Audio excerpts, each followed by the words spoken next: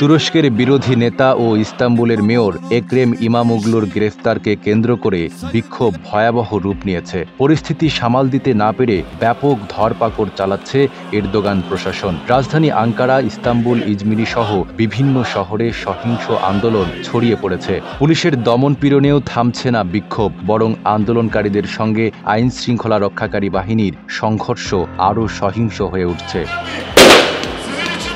ইস্তাম্বুলের city হল চত্বর বিক্ষোভের কেন্দ্রস্থলে পরিণত হয়েছে। আন্দোলনকারীদের ছত্রভঙ্গ করতে পুলিশ টিয়ার গ্যাস, জলকামান ব্যবহার করলেও পরিস্থিতি নিয়ন্ত্রণে আনতে ব্যর্থ হয়। বিক্ষোভকারীরা পুলিশের উপর পটকা ছুড়লে পরিস্থিতি আরও উত্তপ্ত হয়ে ওঠে। এ সংঘর্ষ শহরের বিভিন্ন রাস্তায় ছড়িয়ে পড়ে।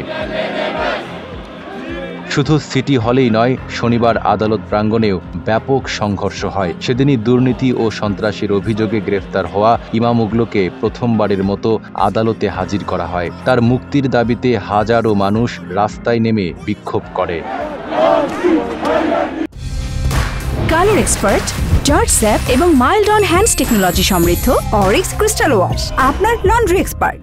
ইস্তাম্বুল ছাড়িয়ে ইমামোগলুর মুক্তির দাবিতে বিক্ষোভ ছড়িয়ে পড়েছে আঙ্কারা, ইজমিরি সহ তুরস্কের বিভিন্ন শহরে। আন্দোলনকারীদের প্রতিহত করতে পুলিশ কড়া অবস্থান নিয়েছে। এখন পর্যন্ত প্রায় ৩৫০ জন বিক্ষোভকারীকে আটক করা হয়েছে বলে জানিয়েছে সরকার। তুরস্কের বিরোধী দল সিএসপি শান্তিপূর্ণ আন্দোলনের আহ্বান জানালেও পরিস্থিতি নিয়ন্ত্রণের বাইরে চলে যাচ্ছে।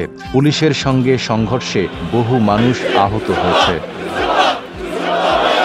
প্রেসিডেন্ট রিসেপ তাইয়েপ এরদোগান বিক্ষোভ দমনে কঠোর পদক্ষেপ নেওয়ার ঘোষণা দিয়েছেন। তিনি চলমান আন্দোলনকে সন্ত্রাসী কর্মকাণ্ড বলে অভিহিত করেছেন এবং আইন শৃঙ্খলা রক্ষাকারী বাহিনীকে যে কোনো মূল্যে শৃঙ্খলা ফেরানোর নির্দেশ দিয়েছেন। তবে বিশ্লেষকদের মতে এরদোগান প্রশাসনের কঠোর অবস্থান পরিস্থিতিকে আরও জটিল করে তুলতে পারে। বিরোধী নেতাদের বিরুদ্ধে দমন পীড়ন চালিয়ে আসা এরদোগান সরকারের বিরুদ্ধে জনমনে ক্ষোভ বাড়ছে, যা সামনের দিনগুলো আরও বড় আকারের গণ আন্দোলনে রূপ নিতে পারে। নাইম আরাবী, ঢাকা পোস্ট।